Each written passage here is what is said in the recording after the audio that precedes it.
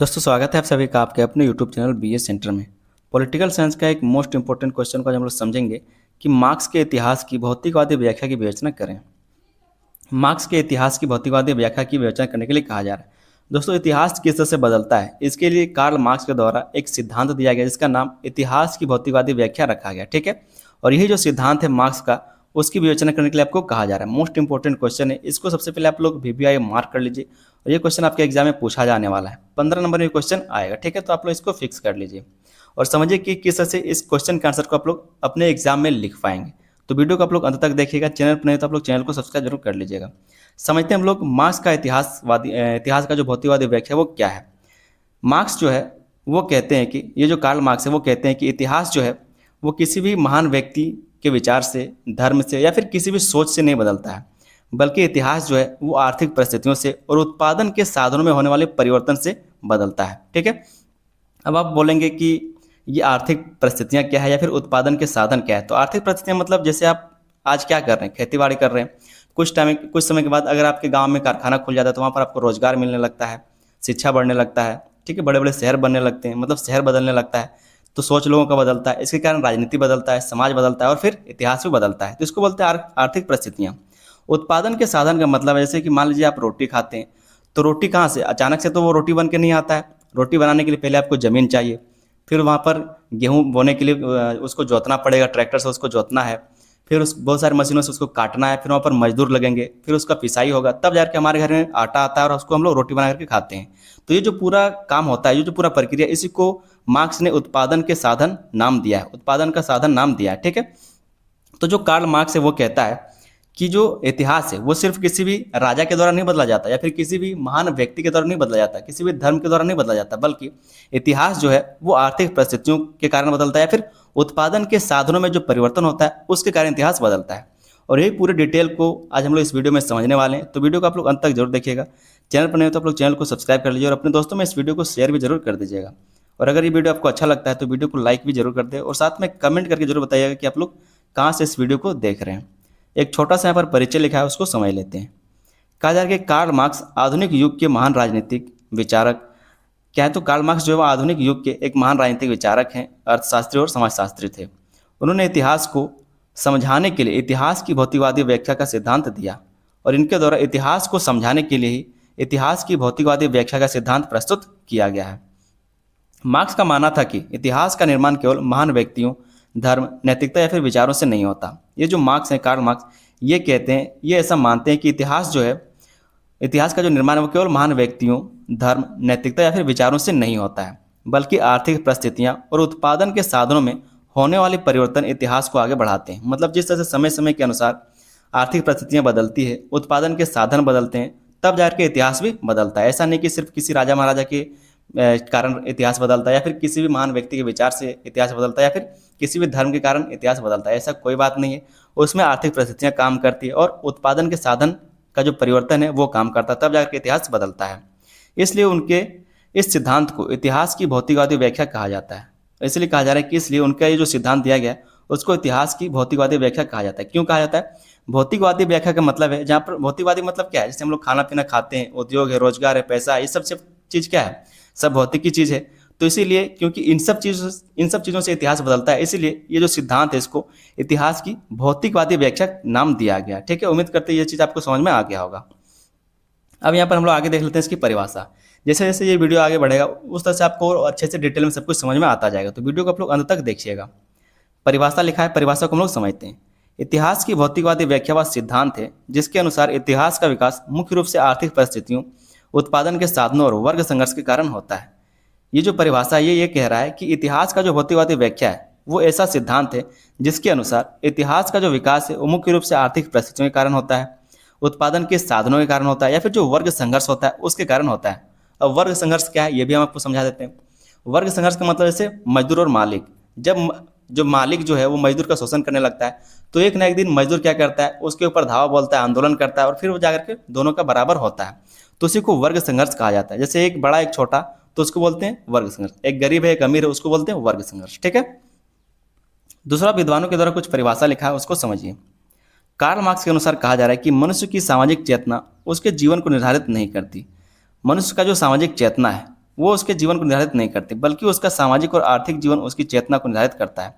मतलब ये कहा जा रहा है कि जो इंसान है उसका जो सामाजिक चेतना है वो उसके जीवन को निर्धारित नहीं करता। मतलब आप कैसा सोचते हैं उस हिसाब से आप अपना जीवन को नहीं जी सकते, बल्कि उसका जो सामाजिक और आर्थिक जीवन है वो उसकी चेतना को निर्धारित करता है। अगर आप रईसी जगह पर रहते हैं, रईसी से कमा खा रहे हैं, तो आपका जो सोच है वो उसी तरह से विकास करेगा। अगर आप गरीब आदमी हैं और गरीबी में रहते हैं तो आपका जो सोच है वो उसी तरह से काम करेगा। मतलब इंसान का जो सोच है वो परिस्थिति बदलता है, इंसान का सोच से परिस्थिति नहीं बदलता, ये इसका कहना है। ठीक है, आगे हम लोग देख लेते हैं क्या कहा जा रहा है कि मार्क्स के इतिहास की भौतिकवादी व्याख्या के प्रमुख तत्व। जैसा कि क्वेश्चन से पूछा गया था कि मार्क्स के इतिहास की भौतिकवादी व्याख्या की विवेचना करें, तो मार्क्स के द्वारा जो इतिहास की भौतिकवादी व्याख्या की गई उसके प्रमुख तत्व कौन कौन से हैं, उस चीज़ को यहाँ पर हम लोग समझते हैं। इसका जो पहला तत्व है आर्थिक आधार का महत्व। आर्थिक आधार का महत्व कहा जा रहा है कि मार्क्स के अनुसार किसी भी समाज की सबसे महत्वपूर्ण शक्ति उसकी आर्थिक व्यवस्था होती है। किसी भी समाज की सबसे महत्वपूर्ण शक्ति क्या है, उसकी आर्थिक व्यवस्था, कि वहाँ पर काम किस तरह से होता है, आर्थिक जो चीज़ें वो किस तरह से चलती हैं। समाज की राजनीति, कानून, धर्म और संस्कृति भी काफ़ी हद तक आर्थिक व्यवस्था पर निर्भर करते हैं। इसलिए यदि आर्थिक व्यवस्था बदलती है तो समाज भी बदल जाता है। कहने का मतलब ये है कि अगर आर्थिक चीज़ें, अगर सिर्फ जो समाज है वो कृषि पर आधारित है, कृषि पर निर्भर है, तो वहाँ पर जो राजनीति है वो उसी तरह से बनाया जाएगा, वहाँ पर जो कानून है वो उसी तरह से लाया जाएगा, वहाँ पर जो धर्म है, संस्कृति है, वो काफ़ी हद तक क्या है तो आर्थिक व्यवस्था पर निर्भर करेगा। वहीं पर जो अगर उद्योग वाले क्षेत्र में आप चले जाएंगे तो वहाँ का जो राजनीति वो उद्योग से रिलेटेड होगा। तो कहने का मतलब ये है कि जो राजनीति है, कानून है, धर्म है, संस्कृति है, ये सब किसके ऊपर निर्भर करता है, वो आर्थिक व्यवस्था पर निर्भर करता है। ठीक है, दूसरा जो यहाँ पर हम लोग पॉइंट देखें, जो दूसरा इसका तत्व देखेंगे इतिहास की भौतिकवादी व्याख्या का, वो है उत्पादन के साधनों की भूमिका। जो उत्पादन के साधन है उसकी भूमिका महत्वपूर्ण होती है इतिहास के परिवर्तन के लिए, इतिहास के बदलने के लिए। उत्पादन के साधन जैसे भूमि, मशीनें, कारखाने, तकनीक और प्राकृतिक संसाधन इतिहास के विकास में महत्वपूर्ण भूमिका निभाते हैं। कहा जाता है कि जो उत्पादन के साधन है वो भी महत्वपूर्ण भूमिका निभाता है इतिहास के परिवर्तन में। जब इन साधनों में परिवर्तन होता है तो समाज की आर्थिक और सामाजिक व्यवस्था भी बदल जाती है। जब इन साधनों में अगर परिवर्तन होगा तो समाज का जो आर्थिक और सामाजिक व्यवस्था है वो भी बदल जाएगा। हम आपको एक उदाहरण दिए थे कि मान लीजिए कि आप एक कृषि प्रधान समाज में रहते हैं जहाँ पर पहले कृषि हुआ करता था, अब वहाँ पर उद्योग लग जाते हैं, तो वहाँ पर क्या होगा, कृषि तो हट जाएगा, वहाँ पर अगर उद्योग लग जाएंगे तो वहाँ पर लोगों को रोजगार मिलेगा, वहाँ पर शिक्षा बढ़ेगा, शहर विस्तार होगा। ठीक है, बड़े बड़े और कारखाने लगेंगे, इससे स्कूल खुलेगा, रोजगार बढ़ेगा, बहुत सारे काम होने लगेंगे।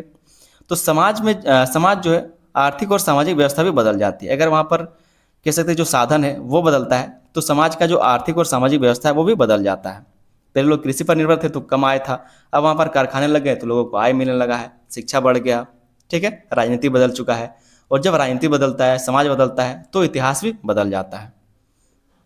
तीसरा जो इसका तत्व है इतिहास का भौतिकवादी व्याख्या का, वो है उत्पादन संबंधों का महत्व। उत्पादन संबंधों का महत्व, उत्पादन के समय लोगों के बीच जो संबंध बनते हैं जैसे कि मालिक और मजदूर का संबंध, उन्हें उत्पादन संबंध कहा जाता है। यदि ये संबंध शोषणकारी हो जाते हैं तो समाज में संघर्ष पैदा होता है और परिवर्तन की शुरुआत होती है।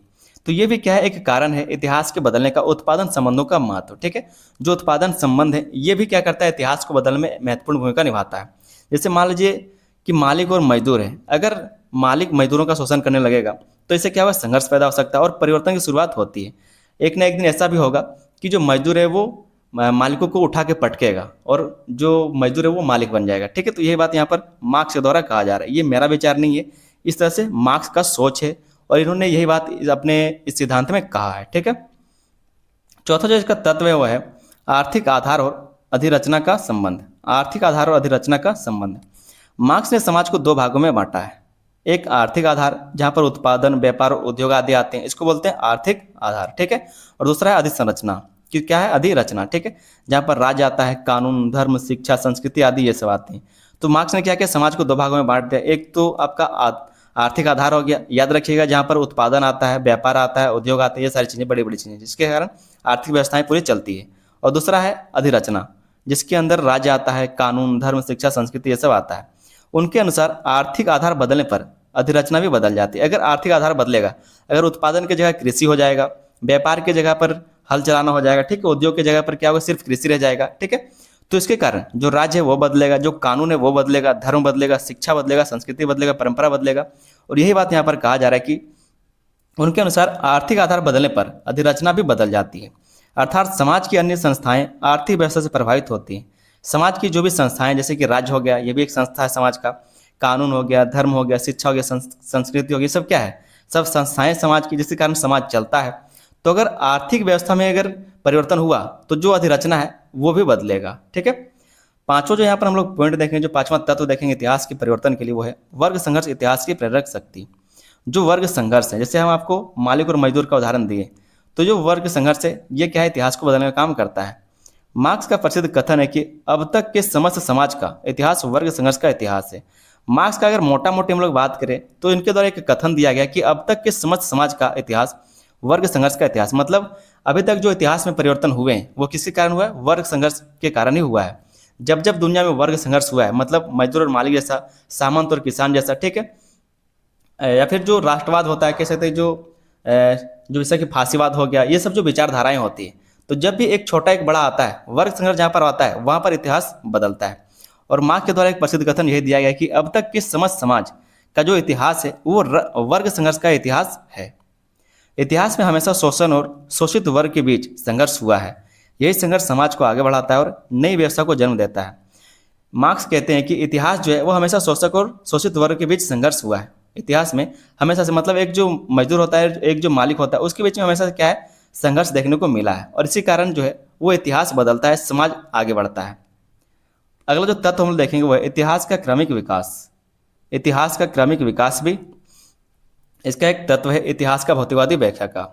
मार्क्स के अनुसार इतिहास एक निश्चित क्रम में आगे बढ़ा है। उन्होंने इतिहास के विकास के 5 चरण बताए। ये जो मार्क्स है वो कहते हैं कि इतिहास एक निश्चित क्रम में आगे बढ़ा है। उन्होंने इतिहास के विकास को, मतलब इतिहास किस तरह से आगे बढ़ा है, उसके लिए 5 चरण बताए। जैसे पहले आदिम समाजवादी व्यवस्था था। क्या था? आदिम साम्यवादी व्यवस्था, मतलब जहाँ पर सभी लोग बराबर थे, सभी लोग शिकार करते थे और आपस में मिल बांट करके खाते थे। कोई निजी संपत्ति नहीं था, कोई कानून नहीं था, कोई देश नहीं था। ठीक है, तो ये पहला व्यवस्था हो गया, ये पहला चरण हो गया। दूसरा दास प्रथा। फिर जब लोगों को समझदारी हुआ तो कुछ लोग क्या है, लोगों को गुलाम बना लगे, कुछ लोग मालिक बनने लगे। फिर आया सामंतवादी व्यवस्था, जहाँ पर जिसके पास भूमि था वो मालिक बन गया और जिसके पास भूमि नहीं था वो किसान बन गया। इसको बोलते हैं सामंतवादी व्यवस्था। ये इसका तीसरा चरण है। फिर चौथा चरण आता है पूंजीवादी व्यवस्था। अब क्या होता है, जो जिसके पास ज़्यादा पूंजी, जिसके पास उद्योग है, जिसके पास कह सकते हैं साधनों का परिवर्तन करने का है, मतलब जिसके पास साधन के उद्योग है या फिर साधन के जिस कह सकते हैं कि जो तरीके होते हैं, जैसे कि आपके पास ट्रैक्टर है, आपके पास जमीन है, आपके पास मशीनें हैं, तो आपके पास सब कुछ साधन का व्यवस्था है, तो आप पूंजीवादी हो गए। ठीक है, आप पूंजीवादी हो। लेकिन जिसके पास ये सारी चीज़ें नहीं, जिसके पास जमीन नहीं है, ट्रैक्टर नहीं है, मशीनें नहीं है, वो कहाँ से उद्योग लगाएगा, वो कहाँ से व्यापार करेगा? तो इसको बोलते हैं पूंजीवादी व्यवस्था। और अगला जो है चरण है वो है समाजवादी और अंत में साम्यवादी व्यवस्था। फिर आता है समाजवादी और अंत में साम्यवादी व्यवस्था, मतलब जहाँ से ये शुरू होता है वहीं पर ये आकर के खत्म हो जाता है। ये किसका मानना है? ये कार्ल मार्क्स का मानना है। और यही जो इसका है वो छठा तत्व है कि इतिहास का क्रमिक विकास हुआ है। इतिहास हमेशा एक क्रम में चलता है। पहले आदिम साम्यवादी व्यवस्था था, फिर इसमें बदल करके दास प्रथा शुरू हुआ, फिर इसको बदल करके सामंतवादी व्यवस्था शुरू हुई, फिर इसको बदल करके पूंजीवादी व्यवस्था शुरू हुआ और फिर जाकर के फिर से वही साम्यवादी व्यवस्था शुरू होगा। यही इसका मानना है। कहा जा रहा है कि यह क्रम आर्थिक परिवर्तनों के कारण विकसित हुआ है और ये सब जो क्रम चलता है वो आर्थिक परिवर्तन आता है, इसके कारण ये जो क्रम है या फिर चरण वो विकसित हुआ है। सातों जो तत्व वो है सामाजिक परिवर्तन का सिद्धांत। सामाजिक परिवर्तन का सिद्धांत मार्क्स के अनुसार समाज स्थिर नहीं रहता है। समाज जो है वो स्थिर नहीं रहता। जैसे जैसे आर्थिक परिस्थितियां बदलती हैं वैसे वैसे समाज, राजनीति और संस्कृति में परिवर्तन होता है। इसलिए समाज परिवर्तन का मुख्य कारण आर्थिक परिवर्तन है। समाज बदलने का जो मुख्य कारण वो क्या है? आर्थिक परिवर्तन। अगर आर्थिक व्यवस्थाएं बदलेगी तो समाज खुद बदलेगा और जब समाज बदलेगा तो राजनीति बदलेगा, जब राजनीति बदलेगा तो समाज कह सकते हैं कि जो इतिहास है वो बदलेगा। ठीक है, तो ये इसका अगला तत्व है सामाजिक परिवर्तन का सिद्धांत। अगला जो इसका भौतिकवादी व्याख्या का तत्व है वो है पूंजीवाद की आलोचना। ये पूंजीवाद की आलोचना करता है। मार्क्स का मानना था कि पूंजीवादी व्यवस्था में पूंजीवादी मजदूरों का शोषण करते हैं। मजदूर अधिक मेहनत करते हैं लेकिन लाभ का बड़ा हिस्सा पूंजीपति प्राप्त कर लेते हैं। यही असमानता आगे चलकर संघर्ष का कारण बनती है। ये जो पूंजीवाद है ये इसकी आलोचना करते हैं। जो मार्क्स है वो इसकी आलोचना करते हैं। ये कहते हैं कि जो पूंजीवाद लोग हैं, जिसके पास पूंजी है, वो मजदूरों का शोषण करते हैं। जो मजदूर या फिर किसान उसका शोषण करते हैं, क्योंकि मेहनत सारा मजदूर करते हैं और सबसे ज़्यादा जो फायदा होता है वो मालिक को हो जाता है। ठीक है, तो ये क्या है? गलत है। ठीक है, और यही बात कहा जा रहा है कि यही जो असमानता है वो आगे चल करके संघर्ष का कारण बनता है। ये सब जो असमानता है वो आगे चल कर संघर्ष का कारण बनती है। नौ जो है हम लोग इसकी जो तत्व है वो देखेंगे वो है समाजवाद और साम्यवाद की स्थापना। समाजवाद और साम्यवाद की स्थापना। मार्क्स का विश्वास था कि वर्ग संघर्ष के परिणाम स्वरूप पूंजीवाद का अंत होगा और समाजवाद स्थापित होगा। अंत में एक ऐसा साम्यवादी समाज बनेगा जहाँ ना वर्ग होगा, ना शोषण होगा, ना ही आर्थिक असमानता होगी। ये मार्क्स का मानना है कि एक ना एक दिन ऐसा होगा। जो आपने यहाँ पर 5 चरण देखे, ठीक है, तो मार्क्स का मानना है कि जिस तरह से शुरुआत हुआ था साम्यवादी व्यवस्था से, उसी तरह से एक टाइम ऐसा आएगा जहाँ पर फिर से ये साम्यवादी व्यवस्था पर आ जाएगा। ये जो दुनिया है वो फिर से साम्यवादी व्यवस्था पर आ जाएगा। 10वां नंबर पॉइंट आप देख सकते हैं, श्रमिक वर्ग की भूमिका। मार्क्स ने श्रमिक वर्ग, जिसको बोलते हैं मजदूर वर्ग, को सामाजिक परिवर्तन की सबसे बड़ी शक्ति माना है। समाज को बदलने में जो मजदूर वर्ग है, इसको सबसे बड़ा शक्ति माना गया है मार्क्स के द्वारा।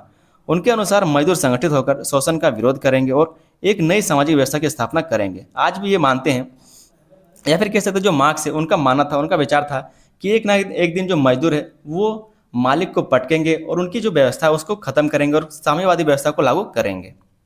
अगला जो यहाँ पर हम लोग पॉइंट देखते हुए है, द्वंद्वात्मक भौतिकवादी व्याख्या। द्वंद्वात्मक भौतिकवाद का प्रभाव, ठीक है, ये जो आप पॉइंट देख रहे हैं इसके लिए हम अलग से क्वेश्चन कराएंगे, तो वहां पर आप इस चीज को और अच्छे से समझ पाएंगे। मार्क्स ने परिवर्तन को प्रकृति और समाज के नियम माना है। उनके अनुसार हर व्यवस्था के भीतर विरोधाभास पैदा होता है, ठीक है, हर व्यवस्था के अंदर विरोधाभास पैदा होता है और यही विरोध आगे चलकर नई व्यवस्था को जन्म देते हैं। इसी प्रक्रिया से इतिहास निरंतर आगे बढ़ता है और ये जो प्रक्रिया है कि एक ना एक दिन व्यवस्था ऐसा आएगा, फिर उसको बदला जाएगा और इस तरह से जो इतिहास है वो लगातार चलता रहता है। इसको बोलते हैं द्वंद्वात्मक भौतिकवाद का प्रभाव। एक सिद्धांत है जो मार्क्स का द्वारा, इसको भी हम आपको आगे क्वेश्चन में बताएंगे। अगला इसका तत्व वो है इतिहास का अंतिम उद्देश्य। मार्क्स के अनुसार इतिहास का अंतिम लक्ष्य एक ऐसे समाज की स्थापना है जहाँ सभी लोग समान हो, किसी का शोषण ना हो, निजी संपत्ति का प्रभुत्व समाप्त हो जाए और प्रत्येक व्यक्ति को उसकी आवश्यकता के अनुसार सुविधाएं मिले। तो मार्क्स का आखिरी जो कह सकते हैं अंतिम उद्देश्य वो यही है। इसको ऐसा लगता है, जो मार्क्स है उसको ऐसा लगता है कि एक ना एक दिन साम्यवाद से दुनिया शुरू हुआ है और साम्यवाद पर ये खत्म होगा और फिर से ये पूरा जो प्रक्रिया वो निरंतर चलता ही रहेगा, ठीक है। लेकिन इससे कुछ आलोचनाएं भी हैं। इसके द्वारा जो सिद्धांत दिया गया है, ठीक है, इतिहास का जो भौतिकवादी सिद्धांत दिया गया, इसकी कुछ आलोचना भी लोग करते हैं, जो विद्वान है उसकी आलोचना भी करते हैं। मार्क्स के सिद्धांत की आलोचना हम लोग देख लेते हैं। पहली जो आलोचना है वो है इतिहास केवल आर्थिक कारणों से नहीं बनता, धर्म, संस्कृति, नैतिकता और महान नेताओं की भी महत्वपूर्ण भूमिका होती है। कहा जा रहा है कि जो इतिहास है, मार्क्स ने क्या कहा कि इतिहास सिर्फ आर्थिक व्यवस्था से बदलता है और जो संसाधनों में होने वाला परिवर्तन उसके कारण इतिहास बदलता है।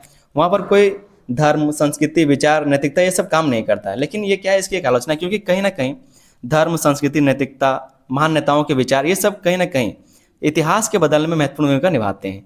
दूसरा जो इसका आलोचना है वो है वर्ग संघर्ष हर समाज में समान रूप से नहीं पाया जाता।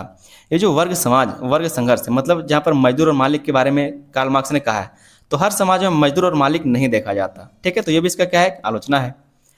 दूसरा जो इसकी आलोचना है वो है मार्क्स की कई भविष्यवाणियाँ पूरी तरह सत्य सिद्ध नहीं हुई। मार्क्स का भविष्यवाणी क्या है कि एक दिन जिस तरह से दुनिया साम्यवाद से शुरू हुआ है उसी तरह से साम्यवाद में खत्म होगा, फिर से जो निरंतर प्रक्रिया वो चलता रहेगा। तो बहुत सारे भविष्यवाणी इसके द्वारा किया गया जो सत्य नहीं सिद्ध हो सके। अगला जो आलोचना है वो है आधुनिक समाज में पूंजीवाद ने अनेक सुधार अपनाकर स्वयं को बदल लिया है। पहले के टाइम में जो पूंजीवाद थे वो शोषण करते थे मजदूरों का, लेकिन आज के टाइम में आप शोषण नहीं कर सकते, क्योंकि आज के टाइम में मानवाधिकार आ चुका है। लोगों के कुछ अधिकार हैं, आप जबरदस्ती उससे काम नहीं करा सकते ज़्यादा। अगर ज़्यादा काम करेगा तो ज़्यादा पैसा लेगा। तो आधुनिक समाज में जो पूंजीवाद है उसने अब खुद को सुधार करके, ठीक है, स्वयं को बदल लिया है। तो ये सब जो काम कहा गया था मार्क्स के द्वारा, ये सब पहले के बारे में बहुत सारी बातें थी। आज के टाइम में इसका जो सिद्धांत है वो काम नहीं करता है, बहुत जगह नहीं करता है। तो इस तरह से हम लोग इसकी आलोचना को भी देख लेते हैं। आगे दोस्तों एक निष्कर्ष हम लोग जरूर लिख लेंगे एग्जाम में। इस तरह से निष्कर्ष को लिख सकते हैं कि मार्क्स के इतिहास की भौतिकवादी व्याख्या आधुनिक राजनीतिक चिंतन का एक महत्वपूर्ण सिद्धांत है।